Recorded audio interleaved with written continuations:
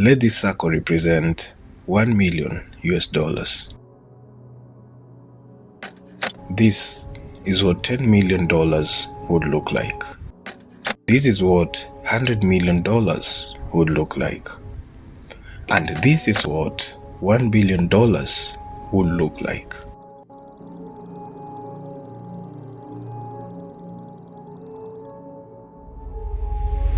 Jho Low, the man behind the One Malaysia Development Berhad, in other words, the 1MDB, he successfully managed to scam the government of Malaysia 4.5 times of this amount. Jho Low just stole billions of dollars almost overnight. Investigators have called it one of the biggest corruption cases ever. The center of one of the world's biggest cases of white-collar crime. Billions of dollars vanished from the Malaysian state fund 1MDB. One of the biggest scams in the history of money, making Jho Low the most wanted man on earth.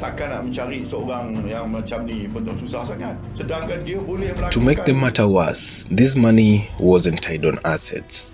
It was liquid cash, meaning he could spend the money so fast and the way he wanted. Of which Jho Low is a great spender indeed. He has a highly extreme spending habit than anyone else on earth. With the stolen billions, Jho Low purportedly spent lavishly for personal extravagances. I like to plan my evenings and make sure that I always go to the best parties. Throwing widely decadent parties around the world, purchasing luxurious real estates, private jets, multi-million dollar super yachts, paying top celebrities in Hollywood thousands of dollars to attend his expensive parties. Dating supermodels, buying them gifts that are worth millions of dollars, and even further, buying friendships with popular celebrities like Leonardo DiCaprio. You see, Jho Low wanted to remain a legend in the entire Hollywood. So, he financed 100 million US dollars to the controversial movie The Wolf of Wall Street. This movie, The Wolf of Wall Street, ironically speaks about financial scams. From the movie, it seems Jho Low wanted to teach others on how to scam, spend the stolen money, and just walk away. How did he do it, you may ask? Indeed, how did a 27 years old emerge from just a quiet corner of Penang, Malaysia, to become the alleged mastermind of the multi-billion dollars scam? He robbed the entire country. And without further ado, let's get right into it. The terrifying story of Jho Low. About anyone on earth. One of the biggest heists in history. Jho Low just stole billions of dollars. One of the biggest frauds. In the bustling streets of Penang, Malaysia, a boy named Low Taek Jo, to many known as Jho Low, was born into an affluent family, which was well established in the business world. Owning several properties from his grandfather, Low Tak, who used to practice iron ore mining and liquor distilleries in Thailand, to his father, Low Hok Peng, popularly known as Larry Low, the founder of an investment company known as MWE Holdings. Jho Low is the last born in the family of 3 children, Zen Low, his elder brother, and Low Mei Lin, his elder sister. He was privileged to study in the Light Harrow School in London, the school for the rich and wealth politicians. As for the example, this is the school the former British Prime Minister Winston Churchill and the first Prime Minister of India, Jawaharlal Nehru, attended. Jho Low, while studying in such a big school, he did not hesitate. Took this opportunity to rub shoulders with other fellow students from popular families.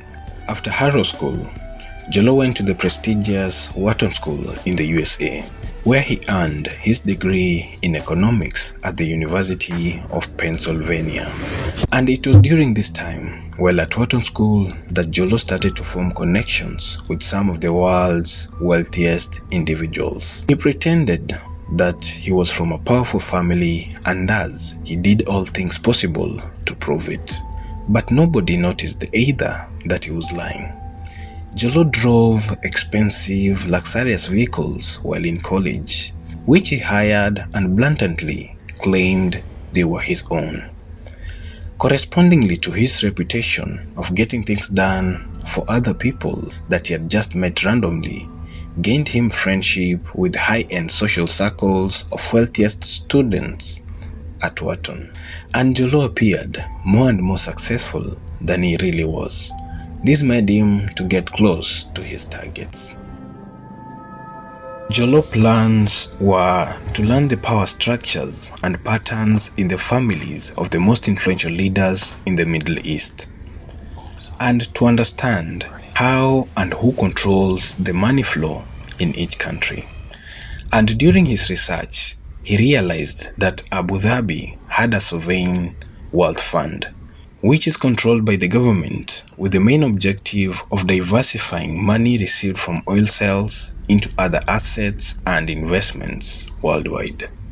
Jho Low was pleased with this idea, and without wasting time, he fully took the idea and established his own international investment company and called it Jho Company, which has its headquarters in Hong Kong.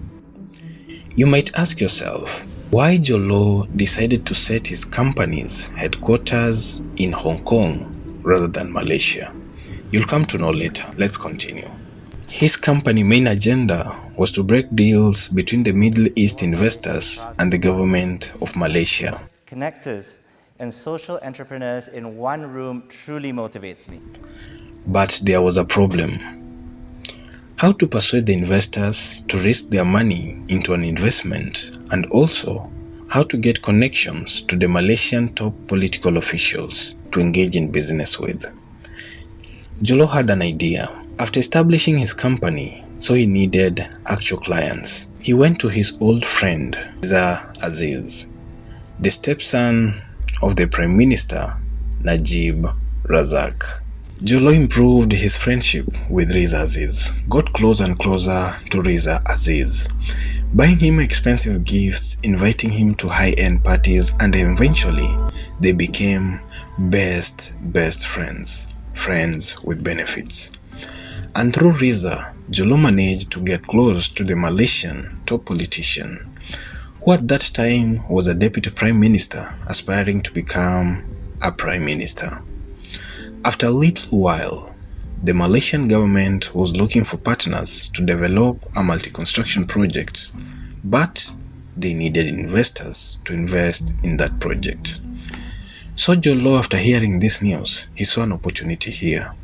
And since he had built big friendships and connections in the Middle East while in school, Jho Low was likely to be able to break a deal between the Middle East investors and the Malaysian authorities. So through his loyal friend Riza Aziz, Jho Low got a chance to have a conversation with Najib Razak, who was contesting for the position of the Prime Minister of Malaysia.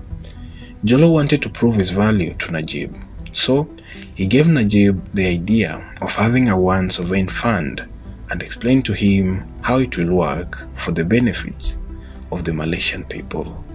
And so Najib put the idea in his manifesto, and during the campaign, the Malaysian people loved that idea. Kenapa saya tahu bahawa kerajaan ini berdiri They atas saw Najib sokongan as a visionary politician who was to save Malaysia from poverty.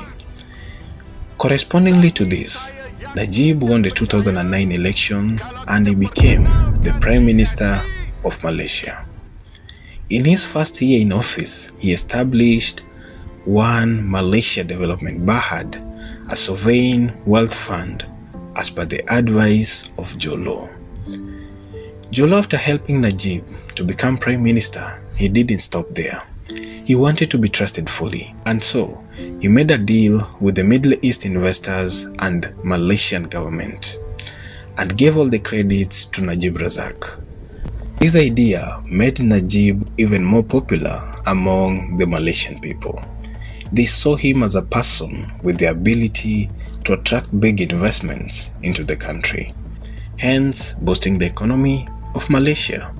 However, this deal made Najib to love Jho Low, and by 2009, Jho Low had a full support from the powerful person in the country, the Prime Minister. Jho Low later established a strong relationship with the family of Najib Razak. Even to some points, Jho Low rented a mega yacht at a cost of $4 million for Najib's wife, the First Lady, Rosma Mansour, to show her a gift that was a pink diamond necklace that costed Jho Low $22 million. And the Prime Minister Najib Razak ended up trusting the 27-year-old Jho Low more and more. Here little because I've admired did the he work know. of the Social Good Summit for years. Jho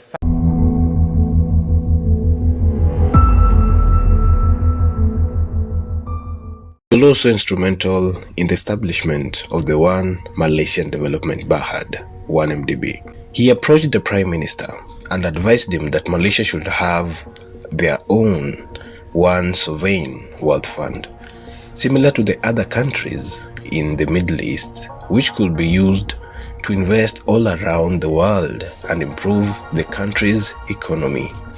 The original idea of the 1MDB, a state investment fund, was to invest in either tourism, water project development, creating quality jobs for the citizens, building affordable housing, and all political agenda inclusively.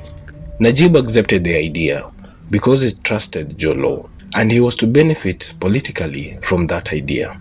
So he allowed Jho Low to run the 1MDB fund with minimal oversight. Officially on paper, Najib was the head of the fund's chairman, while Jho Low was classified basically as an advisor. But behind the scene is Jho Low, who controlled everything. He hired people he knew very well, the people who were loyal to him. In simple words, the billions in the 1MDB were fully controlled by Jho Low.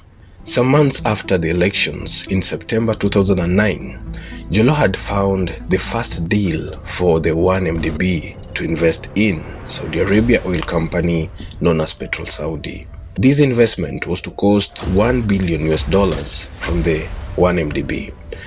And in the mega yacht in the Mediterranean Sea, that is where and when the deal was made.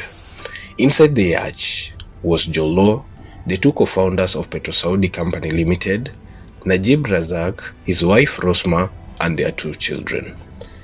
The main agenda was to establish a joint venture between the 1MDB and the Petrol Saudi.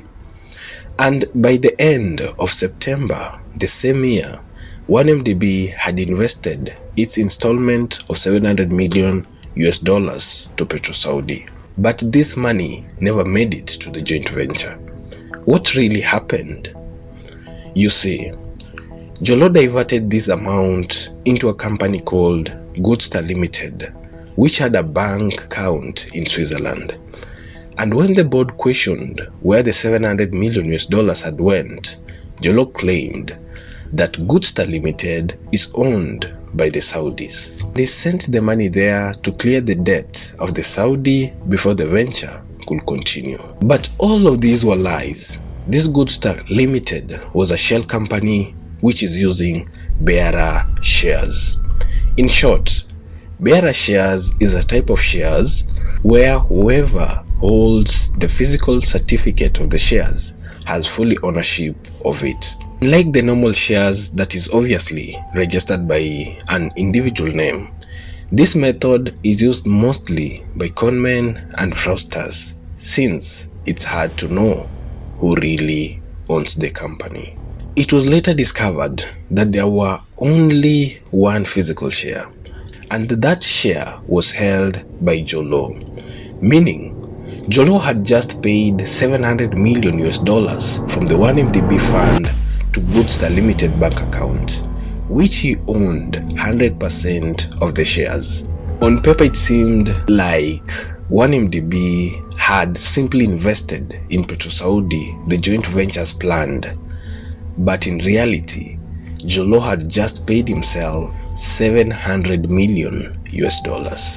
Since the beginning, Jho Low actively focused in seeking right connections and then providing value to those relationships in order to get a trusted network of powerful and influential people. And because the Malaysian Prime Minister had his back, just had to bribe few senior people in the authority for them to keep the silence, and used friends in the higher position to make sure nobody questioned anything.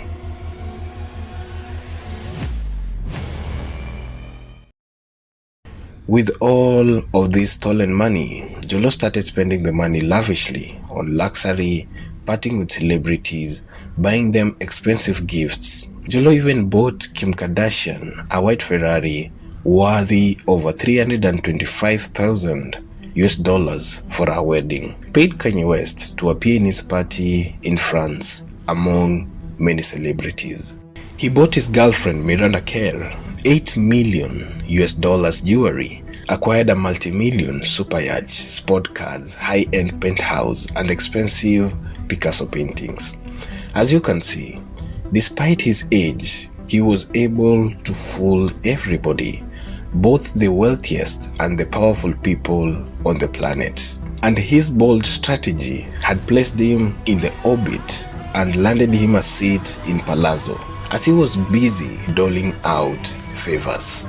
In fact, it is reported that in less than 8 months between October 2009 and June 2010, Jho Low and his friend had spent nearly $80 million on private jets, gambling, ladies, and alcohol. Jho Low was living the high life than anyone else on earth. He was the most extravagant big fish that Las Vegas, New York, and entire America had ever seen in a long time, or else maybe ever. During his 31st birthday, Jho Low, together with his friend Brass Michael, a former member of the 90s hip-hop trio The Fugees, Boss himself didn't believe we'd be up here. No, I didn't, but love you though. I love you. I love you too. I love you. I love y'all. paid $25,000 per night in Palazzo Hotel to do a pre-party for his friends with his inner circle who had jetted from across the globe.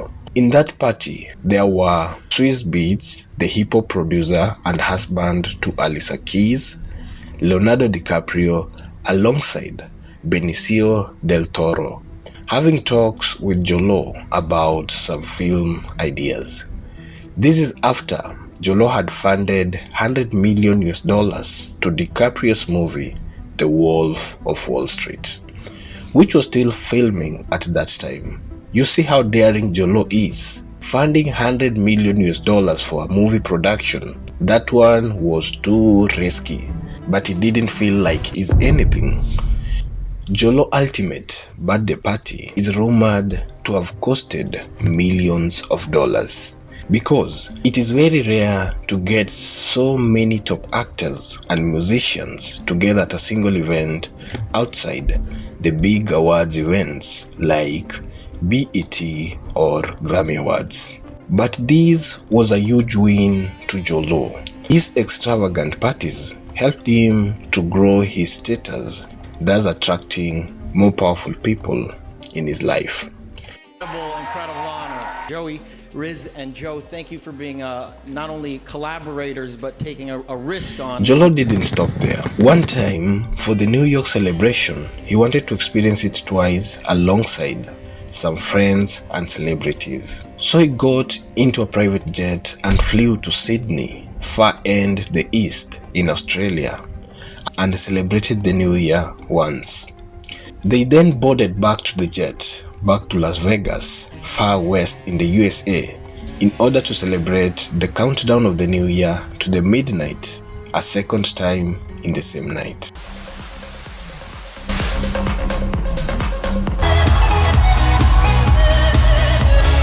Jho Low didn't forget his friend Riz Aziz, the stepson of the former Malaysian Prime Minister Najib Razak, who is an active film producer and co-founder of Red Granite Pictures, a Los Angeles-based film production company. So silently, Jho Low helped funding the Red Granite Pictures company, without being publicly identified as a financier.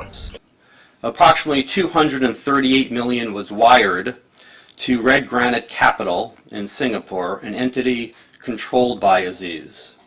It is further alleged that wire transfers totaling approximately $64 million were sent from the Red Granite Capital account to an account at City National Bank in the United States.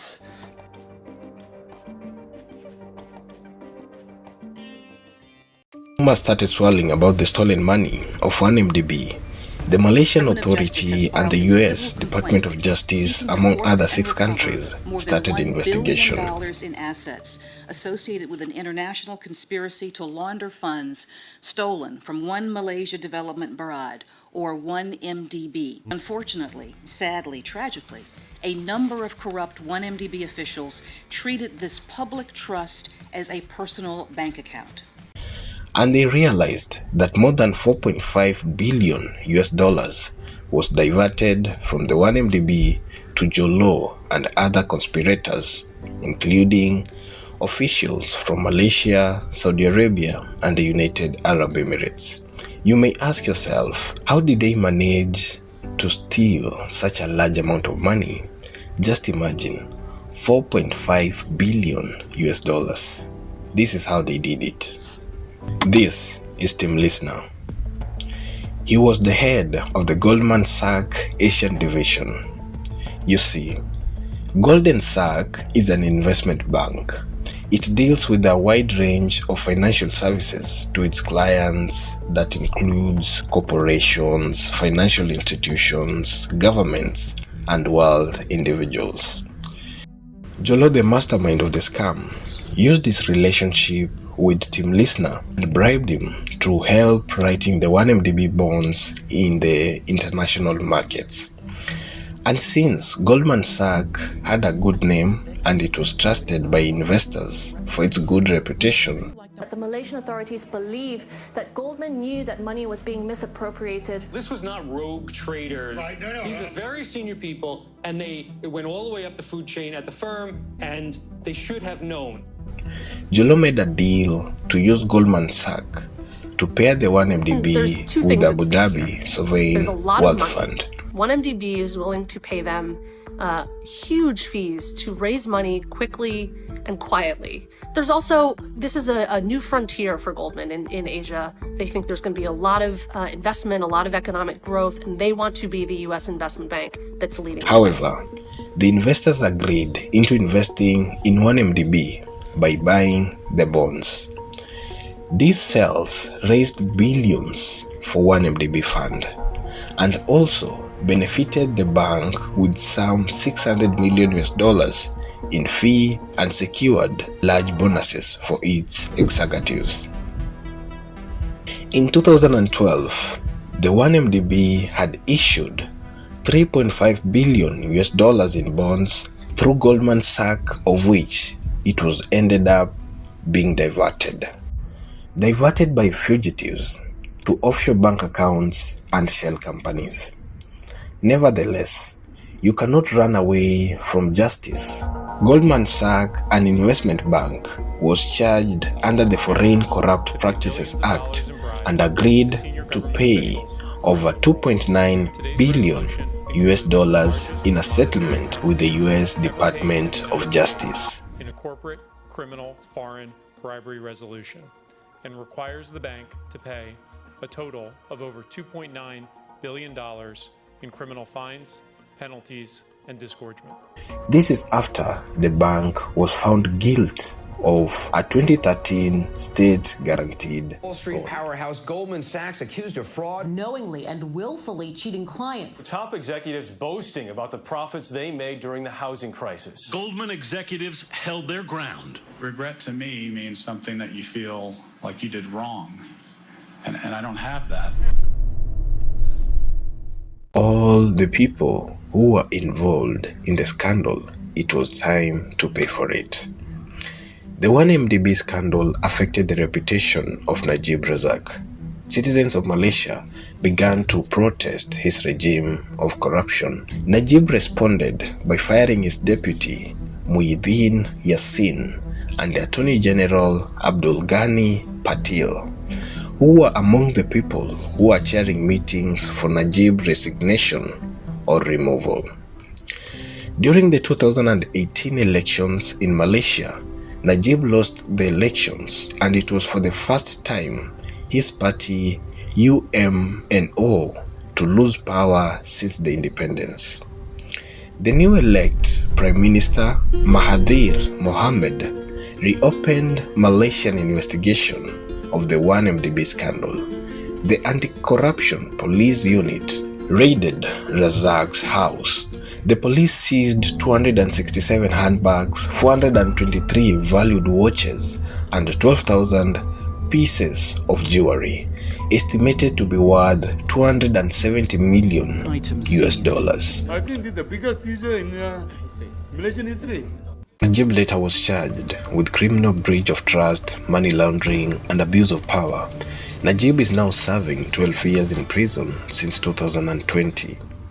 While the Goldman Sachs former partner and Southeast Asian chief, Tim Lisner, agreed to work with the prosecutors in the US after pleading guilty in 2018. According to the media reports, he remained free on a bail of 20 million US dollars.